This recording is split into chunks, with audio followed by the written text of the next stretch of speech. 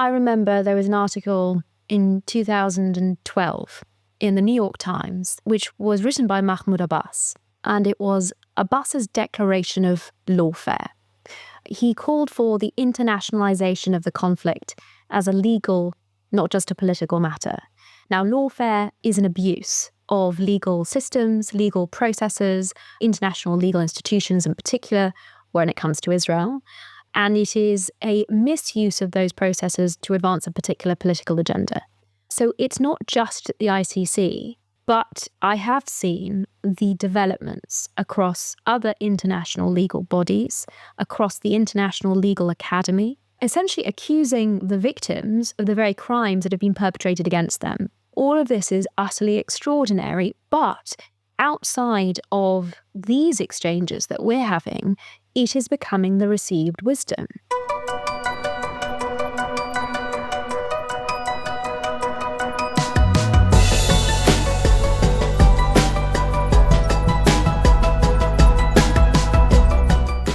It's 5:30 p.m. on Saturday, November 23rd here in New York City. It's 10:30 p.m. on November 23rd in London, where our guest joins us today. It is 12:30 a.m. in Israel on Sunday, November 24th, as Israelis prepare for the week ahead. 2 days ago, judges at the International Criminal Court, the ICC, issued arrest warrants for Israel's Prime Minister Benjamin Netanyahu and Israel's former defense minister Yoav Gallant on the grounds of attempting to orchestrate starvation as a method of warfare and crimes against humanity, of murder and persecution in the ICC's terms. A warrant was also issued for Hamas leader Mohammed Deif, who was killed in an airstrike in Gaza in July. President Biden swiftly called the war crimes arrest warrant, quote, outrageous, and said that the United States government rejected the ICC decision. And Republican leaders of Congress, who will be taking over the majority in a matter of weeks, came out with very harsh statements directed at the ICC, implying that there will be repercussions for the ICC as an institution. On the other hand, several European countries have said that they respect the decisions of the court, and also countries like Canada and countries elsewhere in the world, and suggesting that they would comply with ICC requests that these Israeli leaders be arrested if they land in any of these countries.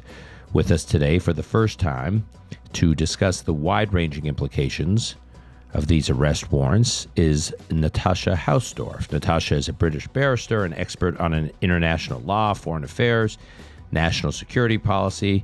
She regularly briefs political leaders and international organizations and has spoken at parliaments across Europe and at the United Nations. She is a regular commentator on these issues of international law generally, but specifically as they apply to Israel. Natasha, welcome to the Call Me Back podcast. Thank you, Dan. It's very good to be with you.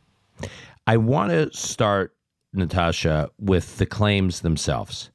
Can you just generally tell us about these charges raised against Netanyahu and Gallant?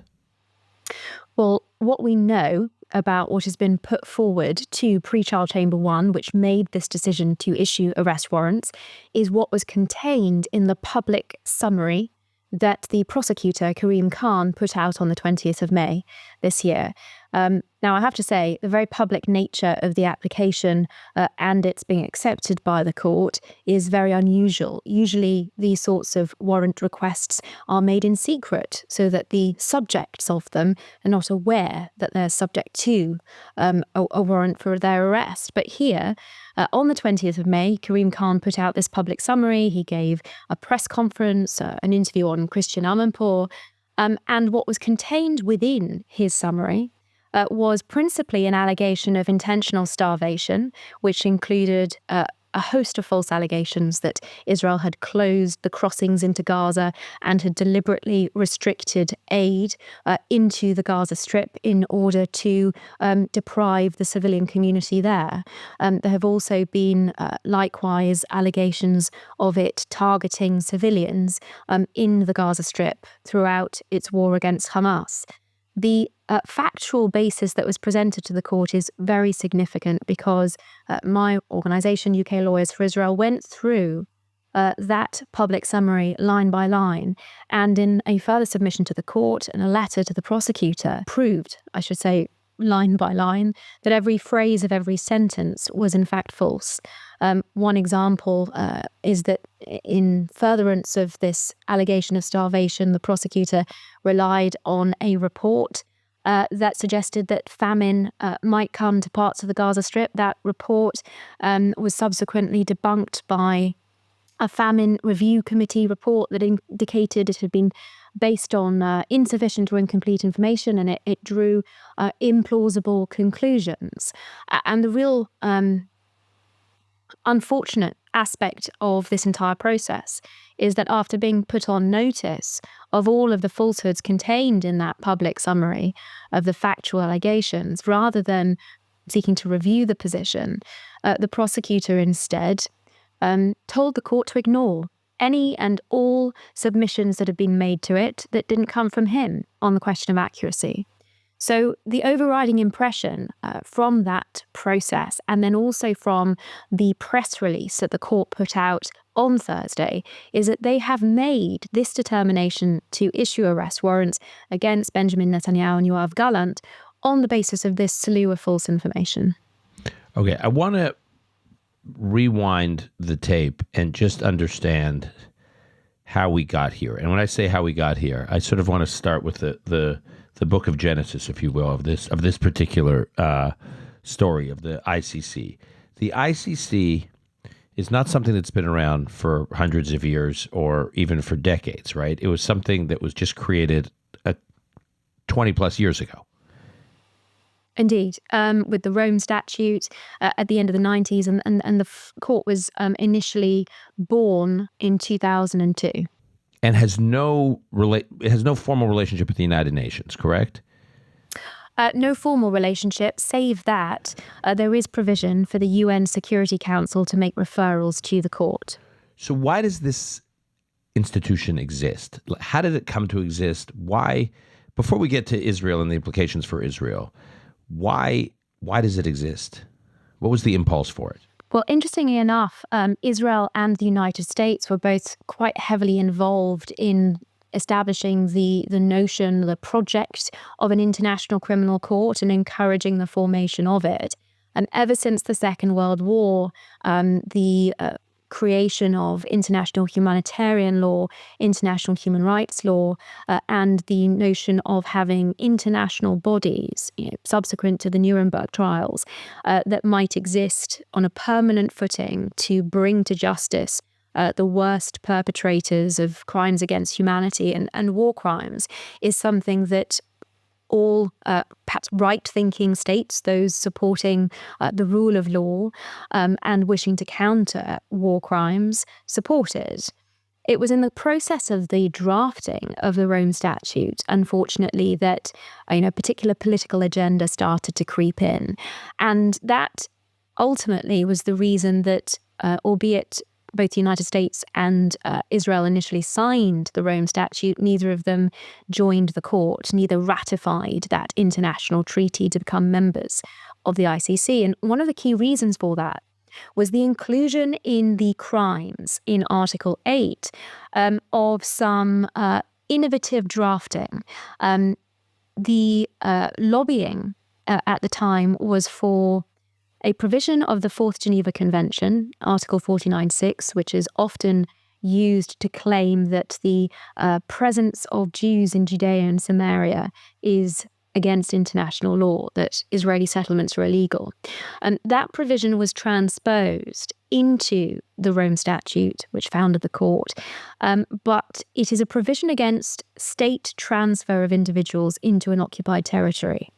And while it was being brought across to the Rome Statute, the drafters introduced keywords directly or indirectly. And with this manipulation of the drafting of this particular crime, both America and Israel saw that they were trying to shoehorn the situation in the disputed territories in Judea and Samaria, the West Bank, into this definition of a crime, an alleged crime. And that the clear indication from that was that Israel was going to be a political target of this court. So since then, unfortunately, the court has failed ultimately to live up to its lofty aspirations and the hopes that its founders had, and it has come under severe criticism.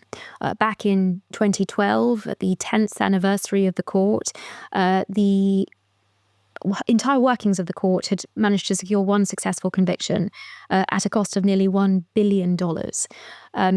Since then, most of the focus has still been on African defendants, so there were lots of allegations of racism against the court. And then in 2020, there was an independent expert review of the court, and that revealed a culture of bullying and of fear within the staff at the court, as well as a gross incompetence, some malpractice that had caused a number of prosecutions to fail. So all in all, it's had a pretty lousy run for 20 years, and there are certainly those that have been saying, well, that's a perfect explanation for this political agenda that seems to be seizing on the world's punching bag in the current frenzied criticism of Israel and so much of the misreporting that we've seen over the last 13 months. But this court is ultimately seeking to rehabilitate itself by going after the Jewish state. And it's funded by the member nations, by the signatories? Yes, it is. Okay. So the U.S. government obviously does not fund it, but it has funding from other countries. I want our listeners to understand the distinction and the distinctions in the nomenclature. So there's the ICC, which we're focused on today. Yeah.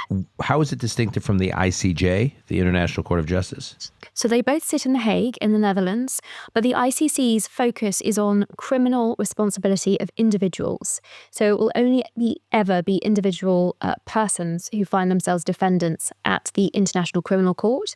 The International Court of Justice, the ICJ, deals with states. Okay, so now I want to get to this case now.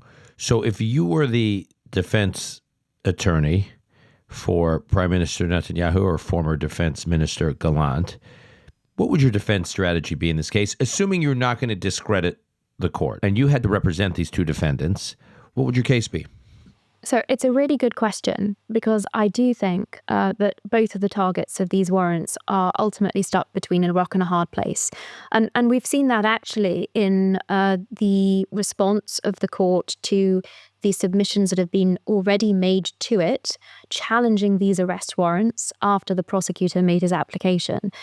Essentially, at every juncture, the court has kicked the can down the road and refused to properly engage with the absence of jurisdiction.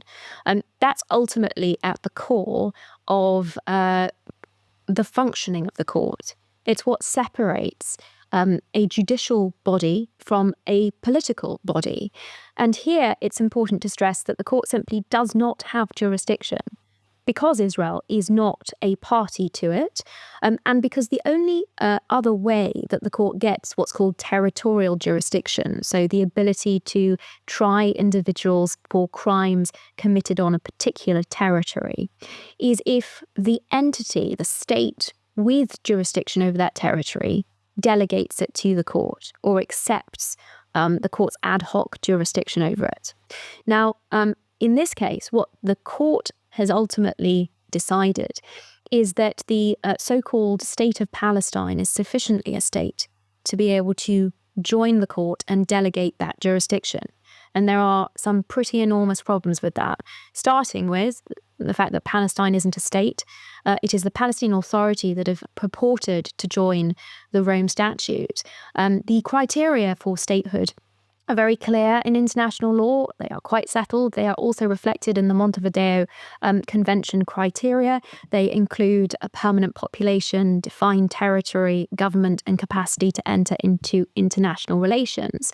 And the Palestinian Authority simply does not fulfill those, not least the territory itself.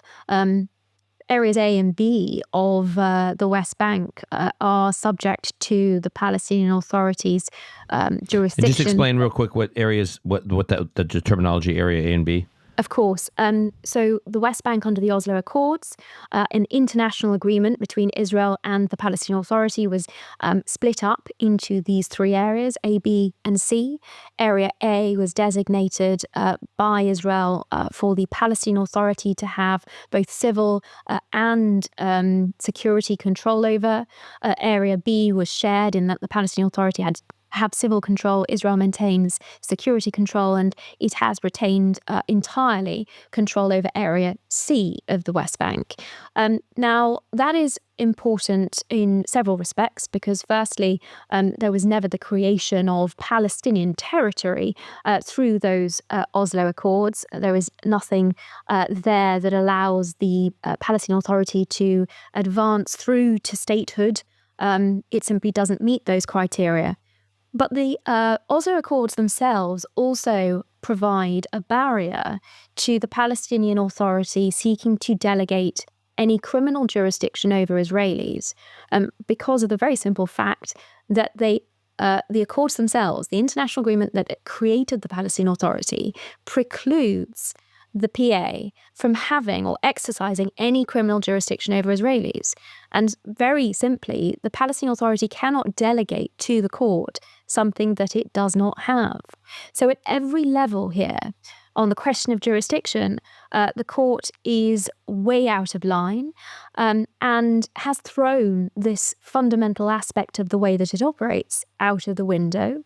That's a key issue that any subjects of arrest warrants that issued any Israelis would necessarily be having to advance. But another key aspect of this is that the court has flouted its own rules. Very importantly, the rule of complementarity. Now, this is part of the Rome Statute, the founding statute of the court, and it requires that the court act in a complementary fashion to states' jurisdiction, not to substitute it, not to replace it. So where a state is willing and able, I should say, to try to investigate and try any credible allegations itself, it should be afforded the opportunity to be permitted to do so. Ultimately, the jurisdiction rests with the local state that has jurisdiction over the territory. Now here, we're in the middle of a war. The prosecutor has not allowed any opportunity for the judicial authorities in Israel to pick up and run with any of these allegations and test their credibility. The reporting tells us that, in fact, the day that Karim Khan announced his arrest warrant application on the 20th of May, he was in fact scheduled to meet Israeli officials, or there was a meeting in place in order to facilitate a dialogue about his concerns. Well, that was thrown out of the window, and the application itself was advanced with. So at every point, this principle of complementarity has again not been complied with, and it's a breach of the court's own rules. We all know the nature of Israel's judicial legal system, the robustness of it, the importance with which the rule of law is upheld. We also know that there are some hundreds, potentially, of ongoing investigations into allegations that have been raised against individual soldiers. So this is a system that is up and running and robustly working. Utterly inexplicable that the court would proceed in these sorts of circumstances and not at all what was envisaged in its founding. Another really important aspect that I think anyone subject to these arrest warrants should be raising with the court. And then the total lack of accuracy in the context of the information that has been put to the court is also something that needs to be raised, that the court itself needs to be held to account in respect of. Unfortunately, however, any subject of these arrest warrants at this stage is only really permitted to make representations on jurisdiction as and when the opportunity arises. So it it doesn't seem, other than the mechanisms which have already been utilised both by UK Lawyers for Israel and also the high-level military group made a substantial submission on the total lack of accuracy of any of the allegations the prosecutor was putting forward. But neither of those seem to have made any difference to the court's determination.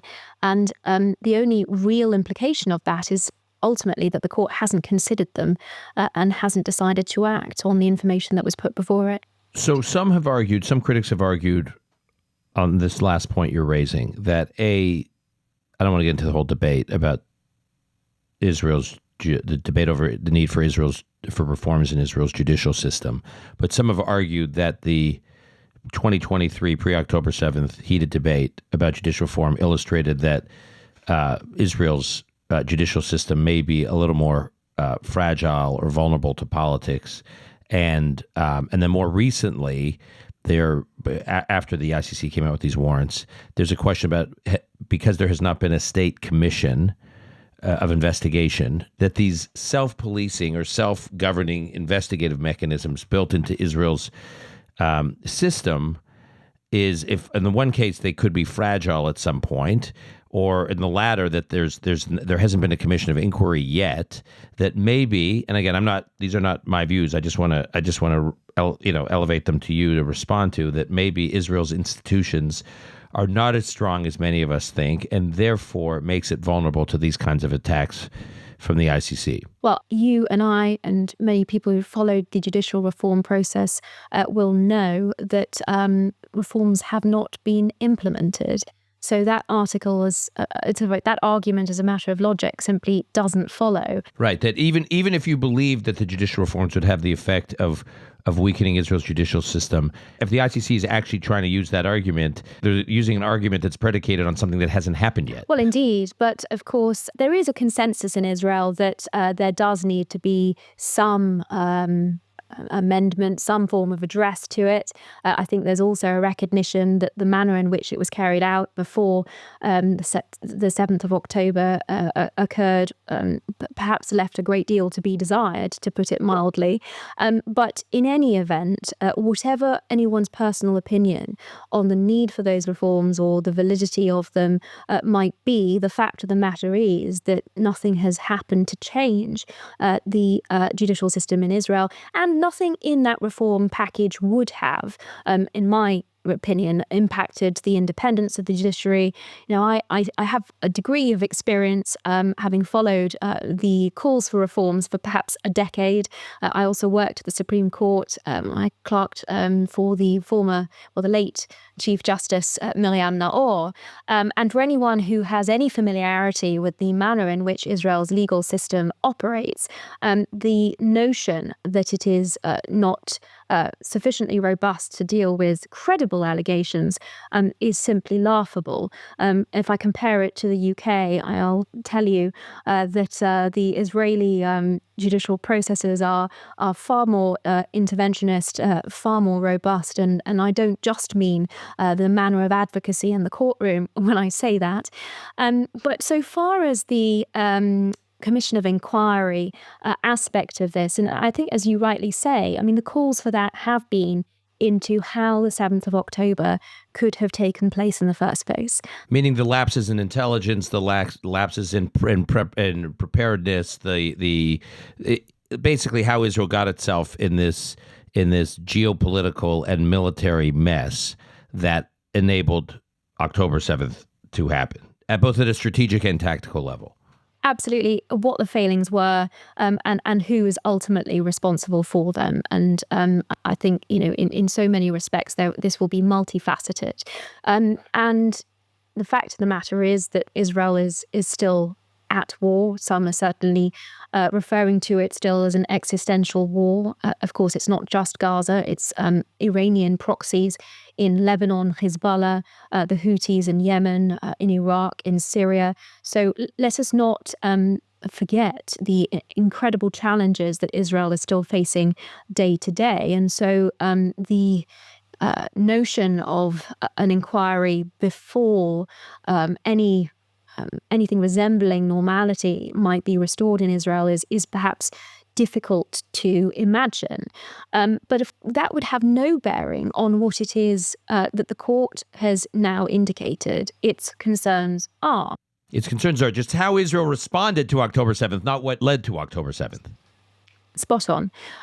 But we know that to the extent that there are allegations raised against individual soldiers, these are subject to investigation and, where appropriate, prosecution. That is how the legal department of the IDF operates. And that is subject to, I should stress, a chain of command that sits outside the military chain of command.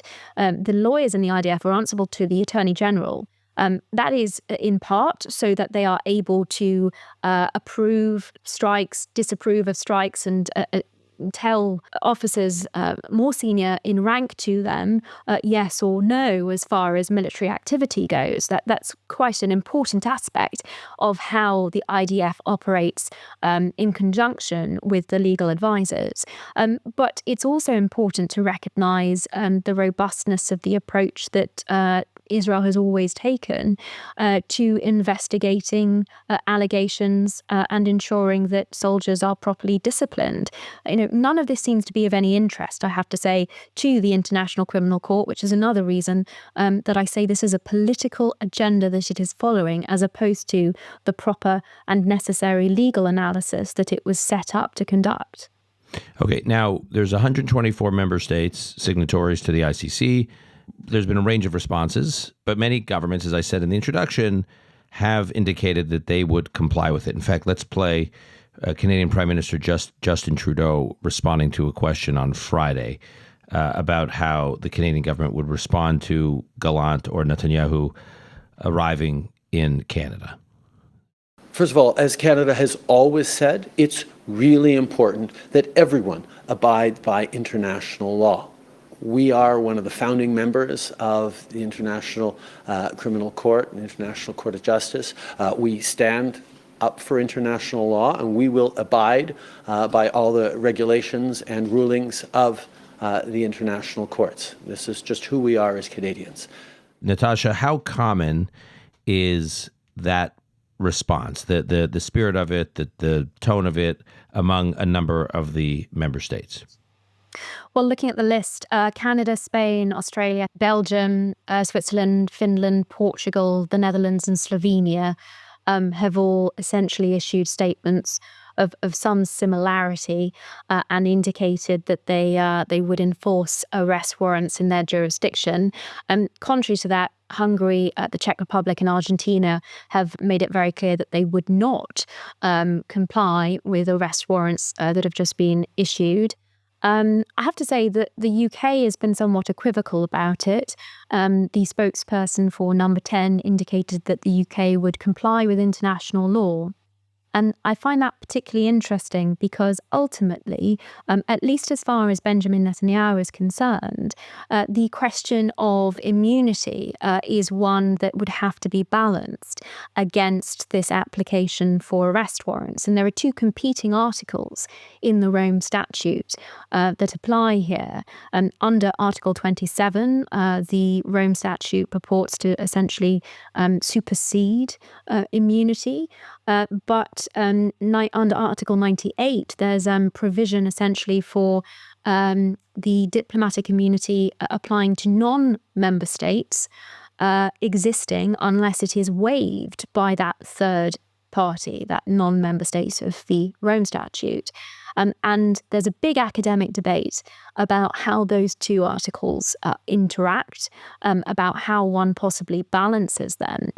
But the reason I say the UK is potentially stuck between a rock and a hard place is that ultimately the validity of these arrest warrants will dictate whether or not the UK, if it ever sought to enforce an arrest warrant to actually arrest Netanyahu or Gallant in this instance, whether in doing so it would in fact be breaching its international law obligations about state immunity. And so that balance is a very difficult one to strike, especially where there are so many arguments that these warrants cannot possibly be valid because of the lack of jurisdiction and the other failings that I've outlined. What are the implications for lower-ranking IDF soldiers and officers? So if you are a miloimnik, a reservist in Israel, let's just say you're a 30-year-old engineer at Google in Israel, in Google Israel, and at the Google facility in Israel, which is one of the largest employers in Israel, and you have 3 kids, and you haven't been in the Army in years, and you get called up for reserve duty after October 7th, and you are deployed to Gaza, and you are somehow in some way tied to this, what is described as this orchestrated attempt at famine. Parenthetically, I should add that I was just pulling this stat up. There have been 1,138,847 tons of food distributed to Gaza from Israel since October 7th, which is something like over 1 billion pounds of food. But if you are lower ranking Israeli reserve duty, a civilian, you get called up, you're in Gaza, and you are somehow, quote unquote, complicit in whatever the ICC is charging Israel with here. Is the precedent of going after Netanyahu and Gallant mean that ultimately all these others could be vulnerable? So the ICC itself has focused on more senior officials, the leaders of states, generals of that nature. But there is also an aspect of how international criminal law operates, which is called universal jurisdiction, which in principle enables war crimes to be prosecuted in the context of, in the domestic environment of any member state.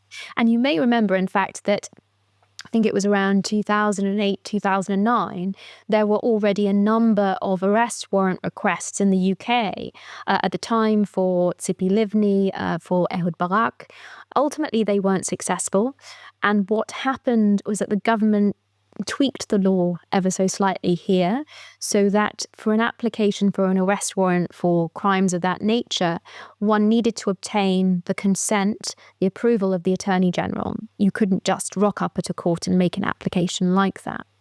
That has clearly allowed Israeli officials to travel here to the UK unimpeded because successive attorney generals would have certainly refused their permission for arrest warrants of that nature. Some people have said that the jury would be out with respect to the current Attorney General, Richard Hermer. He has been appointed by Keir Starmer. He's an old personal friend of Keir Starmer's. In fact, I think they both know each other from the bar. He was a significant campaigner against the anti-BDS legislation and has also some anti-Israel activities to his credit. So the question as to whether or not in this context, after the issuance of these warrants, he may take a different approach to the application for warrants for any other soldiers that are made here domestically in the United Kingdom is a big question. And certainly, if I'm speaking here in the UK, there will be families that come up to me and say, our son is a lone soldier and we're very concerned. What happens if he comes back to the UK? Is he going to be targeted in that fashion? And I hear that echoed across other places, Australia, South Africa in particular, where in fact service in the IDF is, according to the letter of the law, not something that the South Africans consider to be legal. That hasn't been something that has been enforced until now, but the situation is very, very rapidly changing. And certainly in the UK, we know that there are organizations, groups of Palestinian lawyers fundraising to bring these sorts of arrest warrant applications, prosecutions for war crimes, and compiling the names of dual nationals to enable them to do so. Whether we'll get to that point is, I'm afraid, still a question mark, but it is something that I think we need to be very aware of and alive to. Okay, I want to talk about the implications for other countries, so not just lower-ranking soldiers and officials in Israel, but the implications for leaders in other countries. So let's take Syria. So Bashar Assad under his regime over the last, call it, 10 to 15 years, there has been something in the order of over 600,000 Syrians slaughtered. Talk about a genocide, an orchestrated genocide with the use of chemical weapons and the complete shelling and destruction of whole Syrian towns, largely Sunni Muslim towns and villages, and some 2 million Syrians who have been displaced, some internally, but most of them externally displaced. You have talked about forced starvations. We can talk about what famines are like in places like North Korea. We can talk about wave of human rights abuses in countries like Iran. So just take Kim Jong-un, Bashar Assad, and the supreme leader of Iran, Khamenei, as the three examples I just cited. The ICC has never, not once, I don't think, targeted any of those leaders. Am I correct? They are not member states of the ICC. Right, but neither is Israel. You're completely right. The way that the ICC has sought to overcome that is by purporting to accept the Palestinian Authority's delegation of jurisdiction to it. So ultimately, it comes back down to this very problematic issue that the court does not have jurisdiction to have started the investigation in 2021, or indeed to have issued these arrest warrants. But I entirely take your point. If this is a court with any degree of moral standing, then it ought to be going after real situations of the abuse of human rights, or specifically war crimes, crimes against humanity, as opposed to the invented ones here. So to be clear, if we take Syria as an example, so the ICC, to defend itself from this, the exposing this hypocrisy, they could say, well, look, it's tragic that 600,000+ Sunni Muslims have been slaughtered in Syria, and there's all these internally displaced and externally displaced Syrian Sunni Muslims, but they don't represent an independent state that has standing. They are citizens of a country. That country, by the way, is not a member of the ICC, so there's no way to deal with this. Whereas what you're saying, the Palestinians, as far as they can say, they've unilaterally decided they represent a state and they're and a member state. Well, it's a little bit worse than that, because it's the court that has essentially decided that this can be the case, contrary to settled international law on the subject. So the court can only operate on the basis of territorial jurisdiction, which means that an entity, a state, it's always going to be a state, with jurisdiction over a particular territory can delegate that to the court and can say, we're essentially passing you our state-like powers. All international law is ultimately based on the issue that states are the building blocks. And this is the way that the International Criminal Court was formed. It's states coming together saying essentially they were going to give over some of their powers to the court. But in the context of Syria, Iran, because they have not joined the court, they have not given that power, that jurisdiction over to the court. Here, ultimately, this all comes down to the question of the status of the territory. And the Palestinian Authority have, it seems, purported to say that they have jurisdiction to delegate to the court, both over the areas that they control in the West Bank, but also over the Gaza Strip. And this is another aspect in which the jurisdictional questions here and the way that they've been answered by the court simply make no sense. So we talked about the difficulty which the Oslo Accords present the Palestinian Authority. They cannot delegate criminal jurisdiction they do not have. But essentially what the court was asked to decide by the previous prosecutor, Fatou Bensouda, in 2021, when she wanted to open this investigation, was to find that the territory of the so-called State of Palestine included the West Bank, East Jerusalem, and Gaza. Now, settled international law does tell us what the borders of states are when they come into existence. And the application of this rule of customary international law, which is called uti possidetis juris, essentially makes it very clear that since 1948, those areas that I've just referred to were in fact Israeli sovereign territory. And the reason for that is that this rule dictates that the new state inherits whatever pre-existing administrative lines were there before. And the pre-existing administrative lines before the creation of the State of Israel on the 14th of May 1948 were the administrative lines of the British Mandate. That included East Jerusalem and the West Bank, and also Gaza. In 1948, Jordan occupied East Jerusalem and the West Bank. Egypt occupied Gaza, and that was the situation until 1967 when Israel recovered that territory. Thereafter, you've got a temporary administration that is implemented in the West Bank in particular. Israel applies its law, administration and jurisdiction in full to East Jerusalem. It reunites the city. But in the West Bank, that temporary administration exists until the Oslo Accords. At no point is there any change to the underlying status of the territory from 1948 onwards. And every single international agreement has been clear that borders, a change of status to that territory will be a matter for final status agreements that determines the borders of those states. And so when the court in 2021 gave its decision approving the prosecutor to begin this investigation, it essentially rode roughshod over that universally applicable international law.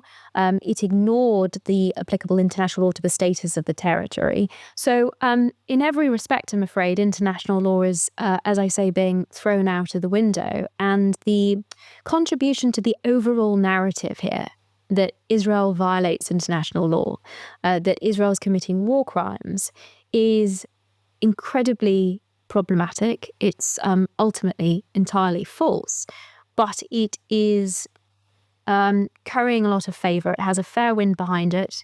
It's entirely in keeping with an awful lot of the misreporting that we've seen in the media. And actually, it's clear from what has been said by many judges and legal commentators that much of this has in fact been based on what has been seen on television.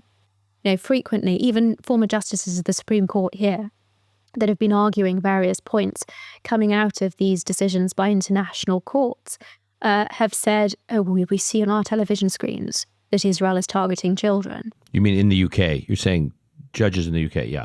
Former Supreme Court judges that were essentially making an argument that Israel was guilty of genocide, if you can believe that, have referenced what they have seen on television in order to justify their remarks. And so we are seeing a vicious cycle of the misreporting in the media and the false narratives, the blood libels, ultimately. This is the modern blood libel, to accuse Israelis of killing Palestinian children, or Jews were accused of killing Christian children in the Middle Ages in pursuit of their blood.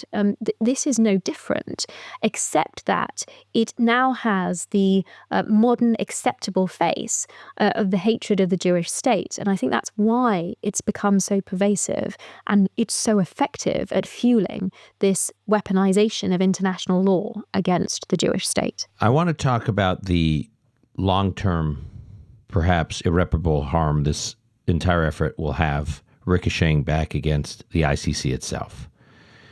I've heard many Israelis argue that as horrendous as October 7th was, and as much as it has shattered Israel and Israeli society, and it was just, there's no words to describe the depth of the massacre, that it has backfired against Hamas and Hezbollah and Tehran, the regime in the Islamic regime in Iran, in ways that none of these actors could have ever imagined. If Yahya Sinwar on October 6th had been told that your attack against Israel is going to result in Hamas being completely decimated, your life ending, Mohammed Deif's life ending, the leadership of Hamas being completely wiped out, and oh, by the way, Hezbollah, that quote-unquote ally you had up on Israel's northern border, that too will be wiped out, and its leadership, including Hassan Nasrallah, who's been in power for decades, will be dead, and oh, by the way, Iran's defenses will be completely exposed because it is going to result in Israeli military action aerial military action against Iran, and in fact, some operations that penetrate Iran right on the ground, right in its government area in the headquarters in the capital, in its capital in Tehran. If you had asked Sinwar on October 6th that all this was going to happen to Hamas and its co-conspirators in the following year, I don't think he would have believed it. And what we are about to witness, some Israelis have argued, what we're about to witness is the legal version of that backlash against, instead of Hamas, against the ICC. That the ICC has overshot here, and they have triggered a response that I think you can already see. We're all focusing, and by the way, I am too. Like I'm guilty of this too in this conversation, focusing on the countries that are saying they're going to comply with these arrest warrants. But there are plenty of members of the ICC that have also said they won't. So the fact that members of the ICC, the corollary is the members of the ICC have said we're not going to participate and we're not going to comply, I think also chips away at the credibility of the institution. And I know the U.S., with the new administration coming in and the new Congress coming in, are talking about taking some very strong action against the ICC. So we could wind up a year from now, the ICC being a shell of itself. Oh my goodness. I hope that you're right. But I have to say that I have witnessed decades that have led to this point. I remember there was an article in 2012 in the New York Times, which was written by Mahmoud Abbas, and it was Abbas's declaration of lawfare. He called for the internationalization of the conflict as a legal, not just a political matter. Now, lawfare is an abuse of legal systems, legal processes, international legal institutions in particular, when it comes to Israel. And it is a misuse of those processes to advance a particular political agenda. So it's not just the ICC. I hear what you say about this overreach and a potential backlash. I hope that might follow through and there'll be some steadying of the ship and maybe a return by the ICC to its proper mandate.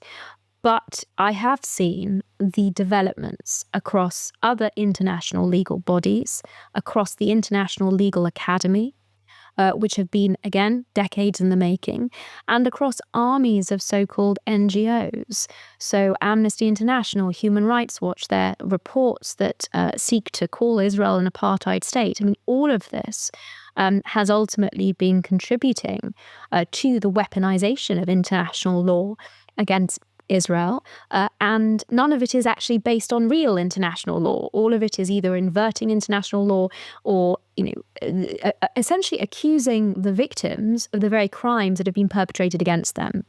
And I don't just mean South Africa's allegation of genocide, where Israel was the victim of acts of genocide Israelis were on the 7th of October, but also, the allegation of apartheid that I just mentioned. Where is the real apartheid, Dan? Because it does exist in the area that we're looking at. Because areas A and B of the West Bank are Jew-free. Gaza is Jew-free. When Israel withdrew in 2005, it ethnically cleansed that land of Jews. So, and also, colonialism, another pseudo-legal accusation that is being deployed against Israel. All of these legal terms, genocide, apartheid, all of the Arab world is Jew-free, and yet this allegation is directed at Israel, where there is a 20% minority of Arabs that live as equal citizens. I mean, all of this is utterly extraordinary, but outside of these exchanges that we're having, it is becoming the received wisdom. So it's not, the ICC isn't launching this initiative in a vacuum. And so far as the public debate, let alone the public intellectual debate, which has really run away with itself in this respect, so far as all of that is concerned, and we've seen what's happening at universities around the world, that backlash needs to be against far more than just the International Criminal Court if it is going to have any impact on bringing all of these legal discussions, debates and processes back onto the straight and narrow, and if it is going to have any effect on preventing them from continuing to victimize the only Jewish state with this inversion of international law. Natasha, I do try to end these conversations on a hopeful note. And I know you're saying that you hope I'm right. You remain a skeptic, but you hope I'm right that this will be the beginning of the end for the ICC. And I will just quote from Mike Waltz here, Representative Congressman Mike Waltz, who is a congressman from Florida, has been very influential on national security matters in the U.S. Congress, and is the incoming national security advisor for the new Trump administration for President Trump. So he has the top national security role inside the White House, heading up the National Security Council. And he tweeted yesterday, and I quote here, "The ICC has no credibility, and these allegations have been refuted by the U.S. government. Israel has lawfully defended its people and borders from genocidal terrorists. You can expect a strong response to the anti-Semitic bias of the ICC and UN come January." Perhaps I might also join you in that slightly more positive outlook. And I also hear from the US that the reinforcements are on the way, which was always very good to know. But I was recently actually on the ground in Gaza. In September, I went in with the 162nd Division and was witness to some of the challenges that they have been grappling with on the ground, but also importantly, the incredible progress. And it's not something that we usually hear very much about. You've referenced, of course, the achievements against Hezbollah as well as those against the leadership of Hamas. But what has been achieved in the war on the tunnels, the terrorist infrastructure that Hamas had spent 16 years building, embedding itself within civilian infrastructure, and the ability of the IDF to take precautions to prevent civilian casualties in a fashion which has been unprecedented in the history of warfare. All of this is an incredible achievement. I think it should make everyone extremely proud, and it bodes so well indeed for the future, not just of the IDF, but also of all Israelis who have stepped up, who have unified, and who have met these challenges in a way that I don't think we could possibly have imagined just over a year ago. I second that. I appreciate. There we go. Now there's too much hopefulness. Too much hopefulness. We're bouncing back in a game of ping pong of hope. Yeah. Natasha Hausdorff, thank you for joining this conversation, especially timely, and we hope to have you back on soon. Thank you so much, Dan. That's our show for today. To keep up with Natasha Hausdorff's work, you can do it through her organization, which is called UK Lawyers for Israel. You can follow them on X at UKLFI. That's at UKLFI, UK Lawyers for Israel. Their work is very important. I highly recommend you take a look. Call Me Back is produced and edited by Lon Benatar. Our media manager is Rebecca Strom. Additional editing by Martin Huergo. Research by Gabe Silverstein. Until next time, I'm your host, Dan Senor.